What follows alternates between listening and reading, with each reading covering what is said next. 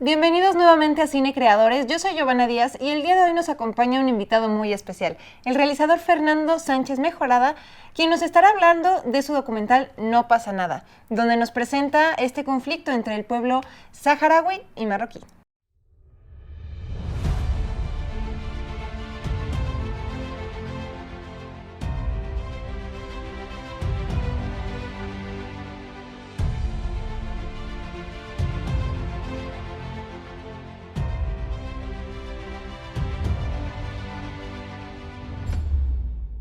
Fernando, muchísimas gracias por aceptar la invitación y bienvenido a Cine Creadores. Muchas gracias. ¿Cómo te sientes? ¿Nervioso? ¿Tranquilo? No, tranquilo. Ya te la sabes. Ya te la sabes. Muy bien. Oye, platícanos un poquito sobre ti, para conocerte un poco mejor. ¿A qué te dedicas? ¿Cómo empezaste? ¿Qué haces? ¿Quién eres? ¿A qué me dedico? Pues a la tele. Toda la vida me he dedicado a la tele. Okay. He trabajado 40 años en la tele. Nada más una vida. Un poquito. ¿Y a qué me dedico? Pues soy el director del sistema público del sistema estatal de telecomunicaciones y ahora soy el presidente de la Red México de televisoras culturales. Wow. Muy bien. Oye, ¿y cómo empezaste esta carrera en la televisión? Empecé en el Canal 13, desde muy chavito. Okay. Empecé como asistente, luego fui editor, luego fui escalando. Productor, realizador, luego productor, luego estuve ahí hasta que vendieron Canal 13, luego me fui a estuve en Televisión Mexiquense un rato, luego en Canal 40, luego en TV UNAM y así. Y así hemos ido de uno en otro. Y de uno en otro desde 1990 tuve una productora hasta, pues casi hasta ahorita todavía la tengo. Wow. Entonces, pues eso. Perfecto. Así, toda la vida dedicado a los medios. 100% a los medios. Sí. ¿Nunca se te pasó por la cabeza hacer otra cosa? No. Jamás. No. No. Desde muy chiquito tenía mis cámaras, hacía mis cosas. Entonces, nunca. Qué padre saber. Nunca pensé hacer otra cosa, esa es la verdad. Qué padre saber desde tan corta edad, ¿no? Decir, oye, esto me gusta, esto me voy a dedicar, y a eso me dediqué. Exacto. Fíjate que cuando estaba en la prepa tenía un amigo que su papá era fotógrafo submarino, Genaro Hurtado, que era un fotógrafo pues de los más importantes fotógrafos en esa época. Entonces era maestro del CUEC también, y con él nos llevaba de asistentes. Yo iba en la prepa y pues me iba de asistente con él, hacía documentales, hacía muchas cosas y yo pues ahí andaba, ¿no? Él me enseñó a editar en Super 8. Ok, no, entonces pues sí. Desde chavito pues iba en la prep y ya editaba, tenía mi moviola chiquita y tenía mi camarita de cine, tenía todo. Entonces, ya empapándote del medio desde... Pues sí, entonces pues no pensaba, estudié en la Facultad de Ciencias Políticas, pero yo quería hacer, trabajar en la tele. Ok, un poco diferente, digamos. Y todavía me tocó por suerte empezar a trabajar en Canal 13 todavía antes de que saliera a la escuela, entonces pues, estuvo bien. Experiencia tenemos de sobra. Sí, eso sí. Muy bien. Oye, pero vamos a hablar ahora de tu documental. Va. No pasa nada. ¿Qué lo inspiró? Bueno, ¿qué lo inspiró? Bueno, pues siempre desde muy chico estuve metido en cuestiones políticas y la lucha del pueblo saharaui era una de las luchas icónicas en los años 70. Entonces siempre me quedé con el gusanito de hacer algo de eso. Luego me toca hacer en Canal 13, yo trabajaba en noticias y se cumplen los 10 años de la independencia del pueblo saharaui y me toca hacer a mí el video y entonces me quedo con más ánimo. Okay. Luego me invitan a irme al Sáhara y pues no se da la situación, estaba muy peligroso. El Sáhara, la República Árabe Saharaui, para que te ubiques, está en la parte norte de África, junto a Marruecos, junto a Argel, junto a Mauritania. Entonces, si no lo han ubicado, un mapamundi y ahí lo van a encontrar. Es seguramente juntito, sí. Es lo más cercano al mar Ok. a Europa, a 14 kilómetros de Europa. No, pues muy Nada, cerquita. pues, pero es el África, es todo el Magreb árabe. Ok. Es la zona árabe del desierto del Sáhara. Ahí empieza el desierto del Sáhara y cruza todo. ¿Y qué te llamó la atención del Sáhara? No, pues del Sáhara, nada. Más bien lo que me llamó la atención fue esta parte heroica del pueblo saharaui, Ok. que llevaba, cuando yo fui, 30 años de haber perdido su territorio y seguían viviendo en campos de refugiados. Y entonces me hizo que era una historia interesante contar, porque si es una historia conocida, fíjate, México fue uno de los primeros países que los reconoció en 1970 y tantos, 79 creo. Entonces, a mí me interesaba contar esa historia, contar la historia que en América Latina y en México se conocía muy poco. Tengo la oportunidad de conocer en ese momento a Ahmed Mulay Ali, que era el embajador de la República Árabe Saharaui en México. Le cuento el proyecto y me dice, bueno, pues te invito al Sáhara. Pues ahí voy al Sáhara. No es fácil, te digo, primero viven en territorio argelino. Sí, claro. Bueno, Sí. y pues está en una zona, pues que cuando yo fui no tanto, ya iba bajando, pero era una zona llena de terrorismo y de una parte de fundamentalismo, ¿no? Entonces, pues, Ok. bueno, pero yo tenía ganas de ir, agarré Y mi cámara. acostumbrados un poquito a México, pues. No, pues no es otra cosa, ¿eh? Otra No, cosa y me totalmente. imagino y es muy complicado Hasta además entrar, ser todo es muy difícil, ¿no? Siempre hay alguien que va contigo, hay alguien que te... Ok. Además estás en el desierto donde no hay nada. Y que no conoces, o sea, vas Bueno. así como... Y no hay nada, moscas, aire, lo único que encuentras es arena, moscas, aire, calor. Así que me trajiste del arena. Nada, no, pues no hay nada, no hay nada. Ok, entonces Ni ya cómo llegaste. hablar por teléfono. ¿Cómo crees? O Bueno, sea, ya de pues, plano. no, pues si tienes que hablar ahora con los celulares más. Pero la primera vez que yo fui, tenías que buscar un teléfono que fuera satelital, era un relajo. Ok, sí, por la señal y luego que estás hasta el otro Sí. lado del mundo y... Pues sí. No estás tan lejos, te digo, estás enfrente de Europa. Bueno, O sea, digamos no en está- la zona desértica donde donde las no hay almas, nada. Sí, ¿no? No, donde no hay nada. Entonces te invitan al Sahara, dices, órale, vamos. Le planteo toda esta parte de contar la historia desde una perspectiva histórica, ¿no? Ok. Y desde una perspectiva, primero una perspectiva histórica y luego una perspectiva que te permitiera entender el conflicto desde qué son. Ok. Fíjate, los saharauis es el único país árabe que habla español, por ejemplo. Ah, eso sí, no me ¿Por lo qué? sabía. ¿No? Antes era el Sáhara español, y los españoles se van y los marroquíes hacen la Marcha Verde, donde invaden el Sáhara. Luego los saharauis se liberan de Marruecos y logran liberar el 25% de su territorio. Y la otra parte viven en campos de refugiados en Argel. Y por eso se llama No pasa nada, porque es un dicho saharaui que era muy interesante. Ellos, fíjate, eran muy poquitos y derrotan a un ejército sumamente profesional y de mucha gente.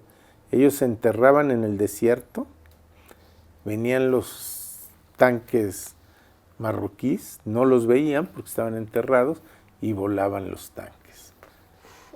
Pero Marruecos ahora tiene uno de los muros más grandes del mundo Ok. y lleno de minas personales, donde en el documental, unos días antes de que yo llegara, voló un niño y ahí fuimos a grabar en toda esta parte del desierto donde están las minas personales, donde pues nos tuvimos que meter hasta el fondo, ¿no? No, y no me imagino con qué, o sea, estos sentimientos encontrados de decir, voy a hacer este documental, estas ganas de hacerlo, pero también esta preocupación de, pues en esto, ¿no? ¿Dónde estoy pisando? No, no te fijas. Si te fijas en eso, no lo haces. Cuando yo No, llego me dicen, qué valor. no puedes entrar. Y yo les decía, ¿cómo que no puedo entrar ahí? Pues, ¿Cómo de qué? vengo desde México, vengo lejísimos, que no me puedo acercar al muro donde no lo veo, pues no. ¿Y nunca pasó el miedo por tu cabeza? Sí pasa, pero pues cuando tienes una cámara en la mano, si no, no documentas nada.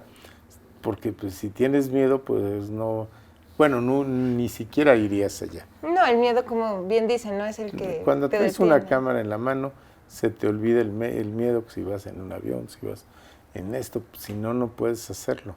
Con miedo no puedes hacerlo. No, sí, claro. Y imagínate la cámara con miedo, pues te sale todo. No. Se me olvida. Tienes que dejar el miedo a un lado.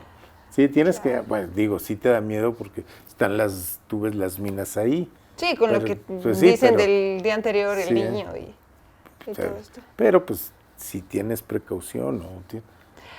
Pero hablamos ya como de esta parte temerosa. Pero esas ventajas de decir, oye, estuvo padrísimo esto y disfruté mucho esto. No, pues sí, todo, pues es una experiencia única. Me imagino. Única. Realmente, si ahí en el documental vas a ver, por ejemplo, sale uno de los presos políticos más relevantes, estuvo 20 años en la cárcel, lo iba a recibir su mamá, que no lo veía hace 30 años, y estaban medios internacionales y todo, y el único que me dejaron entrar a ese momento y que lo captamos soy yo, por ejemplo. Porque pues, ¿Cómo la ven? sí, no, pues, bueno, porque finalmente yo tenía ya una relación con el pueblo saharaui, ya habíamos hecho todo una relación. Fíjate, nosotros teníamos un chofer, que era el que, y yo digo que era como de seguridad, nos llevaba, nos traía, pero a mí nunca me dijeron qué hiciera o qué no hiciera. Y un día íbamos a ir yo estuve ahí 2 veces, un año estuve como 20 días, y otro año estuve a los 7, 8 meses, estuve como 40 días, una cosa así, no me acuerdo bien, pero muchos días. Y entonces íbamos a ir al muro, y yo les digo al equipo, el equipo era muy chico, era una guionista, era yo, y era y un agente de audio, y nada más. La primera vez me fui yo solo. Entonces ya pasa eso y le digo, no, bueno, pues vamos a ir al muro. Y había unos fotógrafos españoles y me dice, pues los acompañamos. Y le digo, sí, pues mañana salimos a las 9 de la mañana. Y me dice, no, pues no pueden salir a las 9 porque tenemos que pedir permiso.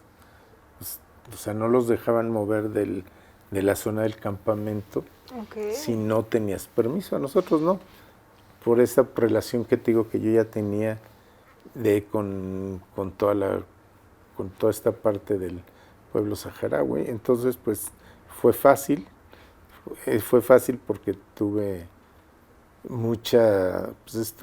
tuve mucho apoyo, pero te iba a contar por qué no pasa nada. Es un dicho saharaui donde ellos, te estaba contando que combatían con los marroquíes y entonces mataban a uno y ellos decían no pasa nada porque quedan todavía 40. ¿no? Entonces, sí, como que no es relevante uno. No es relevante uno, exacto. O estás en el desierto y pues todo no pasa nada, porque si pasara algo no puedes vivir ahí. Entonces ellos para todo te dicen, no, es que no pasa nada, hombre. Pues, y por eso se llama no pasa nada. Y no pasa nada porque llevaban 30 años y la comunidad internacional pues no ha hecho nada. De hecho, ahorita, después de 10 años, de hecho, el documental, si tú lo ves, podría ser que lo hice ayer, porque sigue sin pasar nada. Bueno, ahorita ya pasó un poco más, porque pero ya... un poco de temporada. No, porque no pasa nada, porque ellos viven en la punta del desierto, es un pueblo pobre, y ahorita está pasando porque ya hay guerra, porque Marruecos le está quitando todos sus recursos naturales, ¿no? Pues es la lucha contra el colonialismo. En la República Árabe Saharaui es la única república en el mundo que sigue siendo una colonia. de los españoles, porque nunca se ha roto ese estatus. Entonces, por eso no pasa nada porque la comunidad internacional no le interesa que pase nada, ¿no? Entonces, por eso te digo, si tú ves el documental, podría ser que lo hice ayer. Ok. ¿No? Pero aquí sí pasa algo y no se despeguen de su pantalla porque regresamos más de No pasa nada y Fernando Sánchez Mejorada. Estamos de regreso en Cine Creadores con el realizador Fernando Sánchez Mejorada y su documental No pasa nada. Fernando, ahora ya nos platicaste sobre este conflicto, todo el tema histórico, la verdad es que estuvo muy interesante esta parte, pero ahora platícanos algo más técnico. Bueno, ¿qué fue? Perdón. Sí, no, más técnico ahí te va. Sí, de todo lo que Primero, pasaste. ¿cómo lo grabé? Yo lo grabé con una cámara Sony, que era todavía de mini,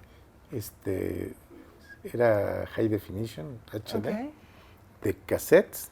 Y entonces, fíjate, llego al desierto, pero yo no tenía mucha experiencia de qué era grabar en el desierto. No, entonces, uno de los primeros días, voy a un evento y está un camarógrafo argelino y me dice, no, tache. Dice, no, lo que estás haciendo está fatal. ¿Por? Pues porque estás en el desierto. Dice, lo primero que tienes que hacer es con un gaffer, primero tapar tu cámara, con lo que sea, ¿no? Con el turbante, con lo que sea. Segunda, todas las, ¿cómo se llama? Pues, como ranuritas. Todas las ranuritas que hay las tienes que con un gaffer tapar. Por toda la arena. Por toda la arena. No, pues sí. Dice primero. Luego tienes que limpiar los lentes cada ratito, porque si no se les mete toda la arena. Claro. Eso fue lo primero. Y no se rayan y todo esto. No, tienes que limpiarlo con lo adecuado. Pero fíjate, eso es lo primero. Si yo no he visto a ese camarógrafo los primeros días, quién sabe si pudiera ser el documental. Y en las noches tienes que llegar a limpiar las cámaras. Pues qué suerte que los primeros días les dieron como estas indicaciones, porque si no... Pues tuve la suerte que me encontré a este cuate y cuando me vio dijo, no, pues no, este pobre, va... Y ya él se acercó y me dijo, oye, pues lo que estás haciendo, pues no, así no te va a durar tu cámara 2 días. Sí, claro. De hecho, se me descompuso la cámara el último día cuando acababa de entrevistar al presidente saharaui, se me descompone la cámara y ya no quiso. ¿Cuántos días estuvieron de Te digo, grabación? 2 veces. Estuve la primera como 20 días y la segunda como 40 días. Okay. Pero la segunda ya llevaba todos los aditamentos. Ya estábamos preparados. La otra era el tripié, porque ahí es difícil, hay un aire tremendo. Si tú no traes un buen tripié, pues... Y un día, te cuento de la parte... Bueno, y luego calificar todo, pues porque vas grabando. Yo iba solo la primera vez, pues la calificación... Y era durísima, porque ¿qué calificas? Ya en la noche ya no puedes ni con tu alma. Entonces, y luego muchos te hablaban en hassaní, que es el idioma. Ellos hablan español y hassaní. Entonces luego yo traía 2 micrófonos, uno se lo daba a alguien que me estaba traduciendo y otro ya luego cuando llevamos a la gente de audio, pues hizo un audio estupendo. Pero la primera vez no. La primera vez yo ahora entrevistaba, hacía cámara y hacía todo. La segunda vez pues ya no. Ya llevamos un agente que estaba en el CCC, Daniel Turón, y hizo un excelente sonido, porque era muy difícil por el aire, por todo. La otra parte técnica que me pasó fue, íbamos en ahí nada más es una anécdota técnica, íbamos en el desierto, habíamos llevado ya 2-3 horas, llegamos a un lugar donde estaban en un pozo sacando agua, me bajo a hacer unas entrevistas y a grabar sin el tripié. Unos españoles que iban con nosotros bajan el tripié, no sé por qué, y ya llegamos a 2 horas más, y le digo, ¿y el tripié? Digo, no podrías grabar sin tripié, o sea, no puedes. O sea, que lo quiera hacer sin tripié. No hay manera, por el aire tan fuerte que está. Si a veces con el tripié te movía el tripié y parecía que no traías tripié. Entonces llega y le digo, ¿y el tripié? No, pues lo dejamos en el pozo. ¿Cómo? No, pues sí, pues ya no traigo tripié. Ahí vas 2 horas de regreso. Entonces les digo, ya se lo robaron. Y ahí no se pierde nada nunca, ¿no? Entonces, Wow. y me dice uno, no, se puso muy enojado el que iba con nosotros, el saharaui, ¿no? Y ya total, nos regresamos 2 horas y me dice el chofer, bueno, no se pierde nada, pero aquí somos nómadas. Entonces el que se lo encontró puede estar a 30 kilómetros, a 20. Aunque lo guarde, pues de aquí a que encuentres quién. Sí, ¿quién No, fue yo y en estaba, dónde está? imagínate, sin tripié. Y efectivamente lo guarda un señor, digo, están en guerra, y ven el tripié guardado, el viejito no lo abre, y entonces me regaña en árabe y me dice que un fusil nunca se deja, que como, no, pues nunca lo abrió, y como viene En la funda y en todo la esto. funda, pues. Ay, Pero bueno, pobre. yo creo que lo más difícil técnicamente fue el audio, por eso que te digo que hay una parte de mucho aire, que era difícil que luego pudieras, que te saliera muy limpio el audio. La verdad es muy bueno Daniel, y lo hizo muy, muy bien el audio.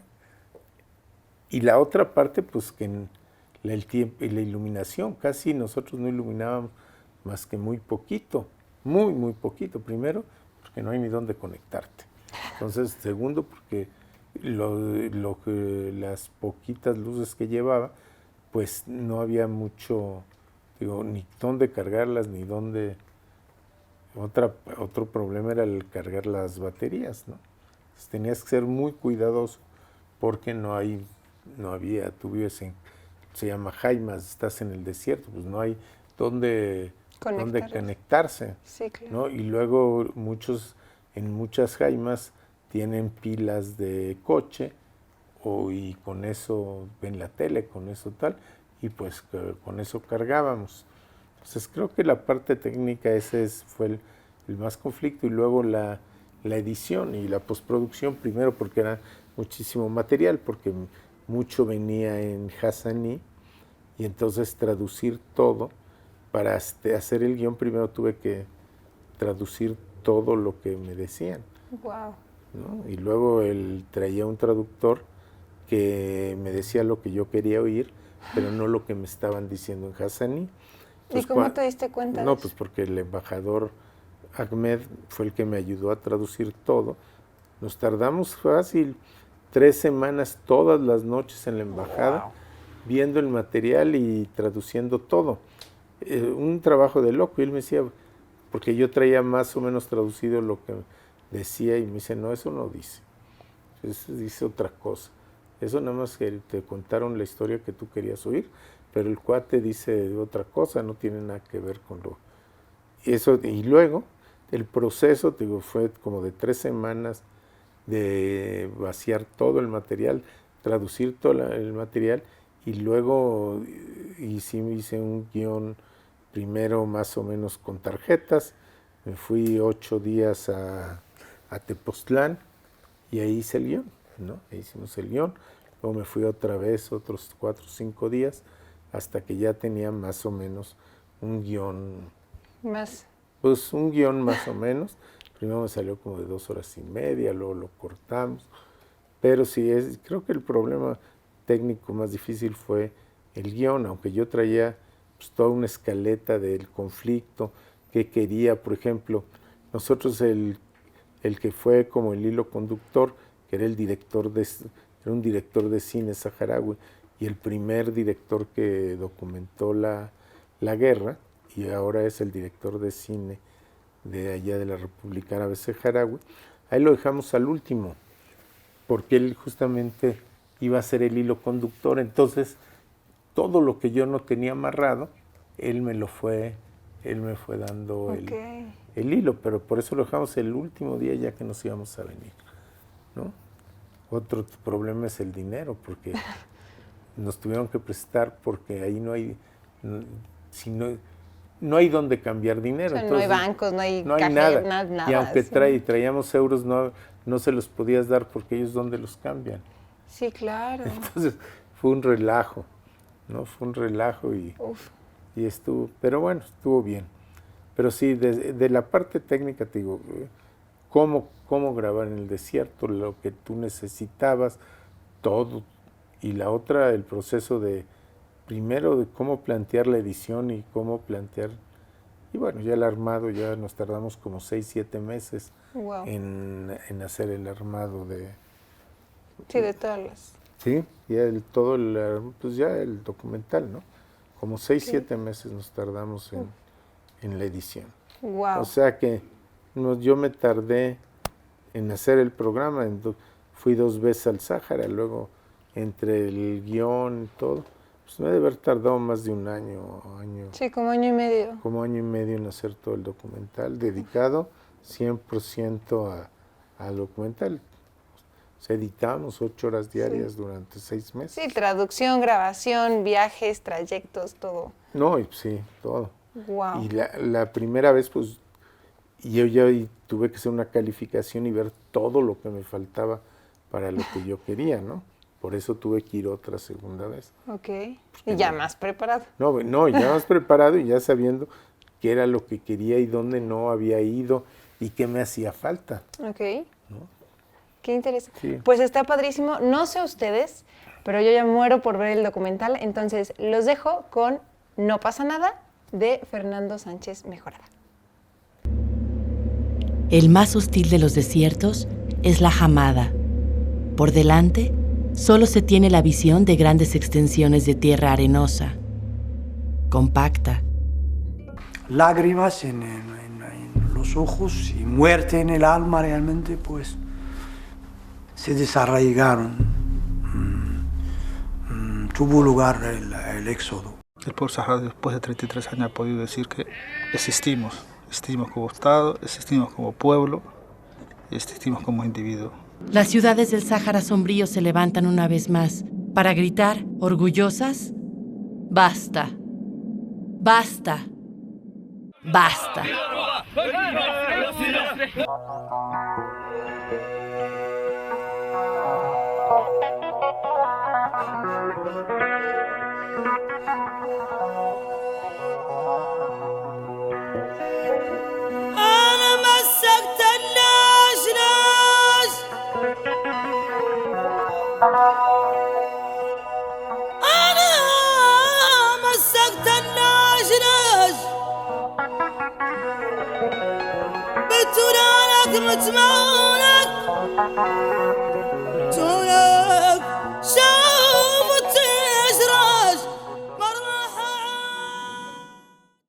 Pues muy interesante, la verdad es que no me imaginé que hubiera todo lo que nos habías platicado y todo lo que muestras en el documental.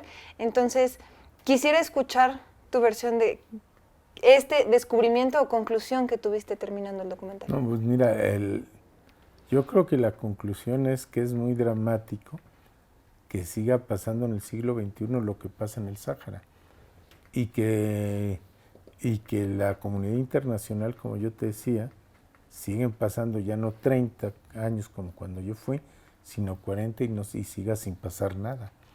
Y que haya un pueblo que tenga que vivir en el desierto, en campo de refugiados, por no tener acceso a su país, a sus costumbres, y que siga habiendo países que quieran invadir a otro país y quedarse con los recursos de los otros.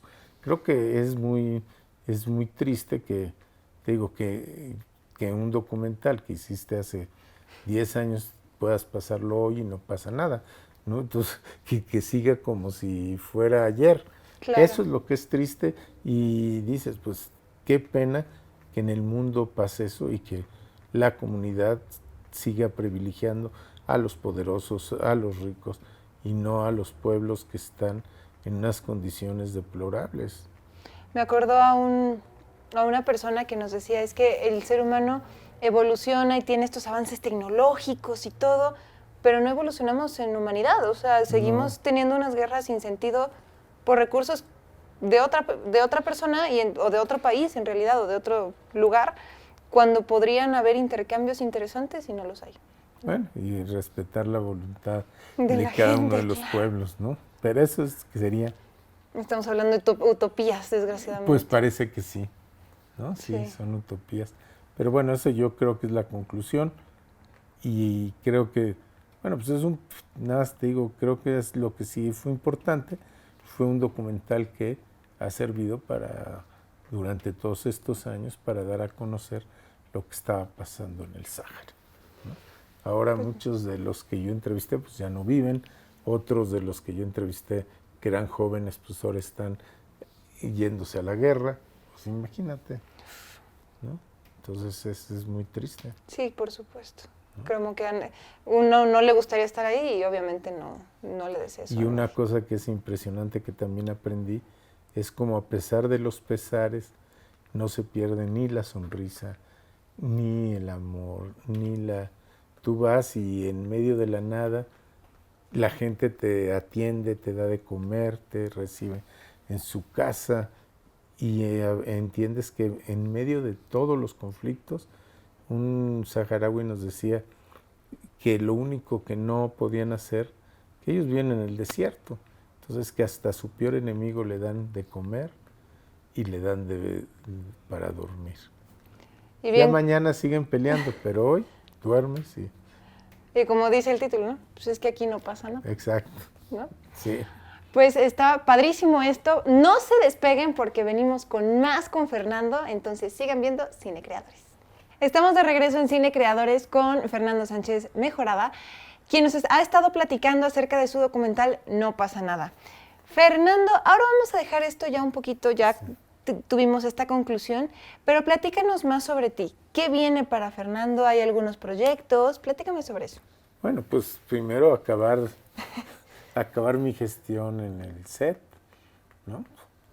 Que sería lo primero, Sí. acabar mi gestión como presidente de la Red México y luego ver qué se nos ocurre, pero de aquí, ahorita, por ejemplo, tenemos un proyecto muy importante que es hacer una película sobre Zapata en Puebla.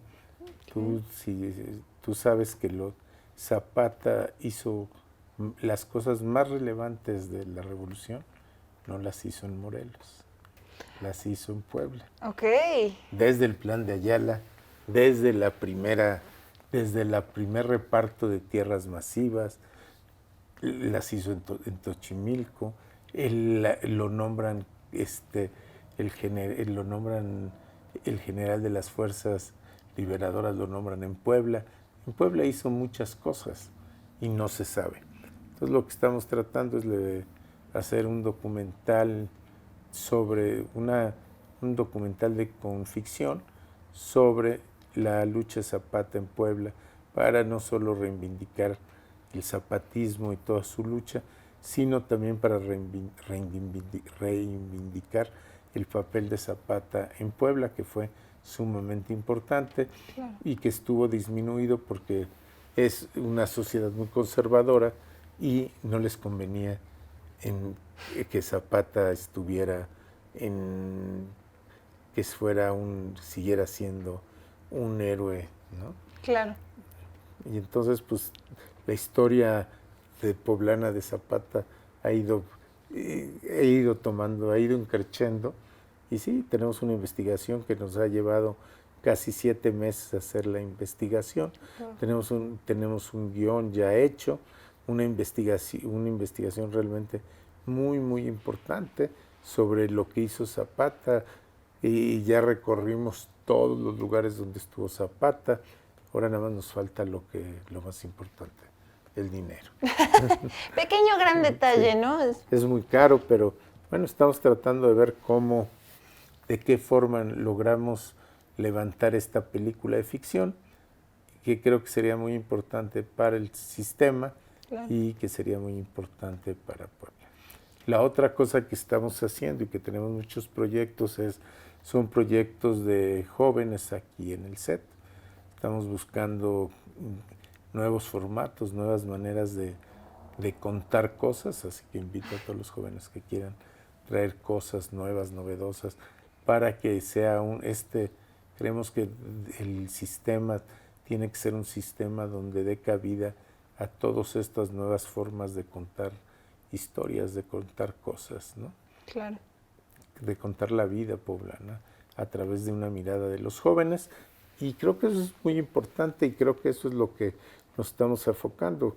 Una de las cosas que hemos hecho aquí en el SET es buscar abrirnos a todas las cosas.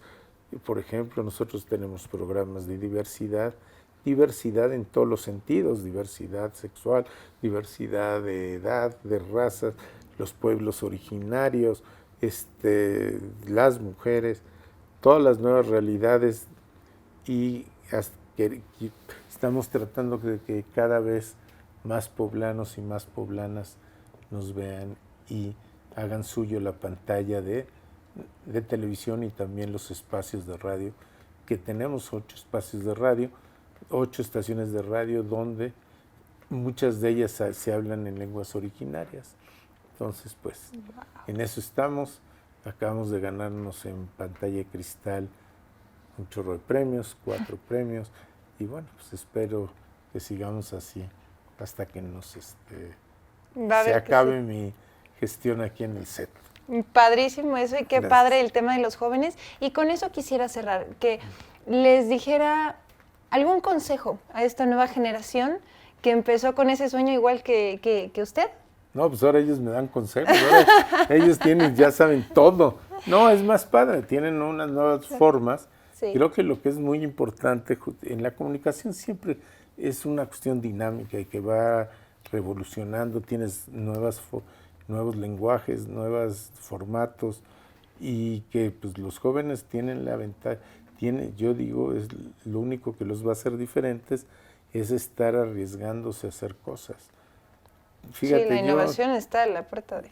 mi hijo tiene a los 27 años levantó un largometraje que se estrenó en Michoacán, en Morelia, en el Festival de Cine de Morelia, y no tenía dinero, nada más lo hizo con el equipo que teníamos, pero levantó con un super cast, con un super todo, nada más con ganas. Claro. Entonces, y tuvo a un cast que si hubiera cobrado, pues todos se lo hicieron gratis. Estuvo Alberto Estrella, estuvo Angélica María, estuvo Hugo Argüelles, un super cast de como 20 personas, muy famosas, y no le cobraron un peso.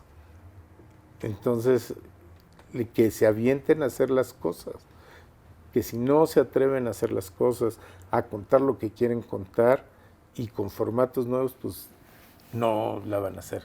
La única manera para que tú avances en este medio es hacer